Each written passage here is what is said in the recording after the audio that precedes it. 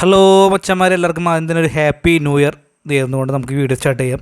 വേറെ നല്ല നിവിൻ പോളി ഫാൻസിൻ്റെ സന്തോഷ വാർത്ത. നാളെ, അതായത് 2-ാം തീയതി ജനുവരി, നിവിൻ പോളി ഏറ്റവും പുതിയ ചിത്രമായ 7 കടൽ 7 മൈൽ എന്ന് പറഞ്ഞ ചിത്രത്തിൻ്റെ ഒരു ഗിംസ് വീഡിയോ റിലീസ് ചെയ്യാൻ വേണ്ടി പോവാണ്. അതായത് 5 മണിക്കാണ്, 5:01 ഇതിൻ്റെ ഗിംസ് വീഡിയോ റിലീസ് ചെയ്യാൻ വേണ്ടി പോകുന്നത്.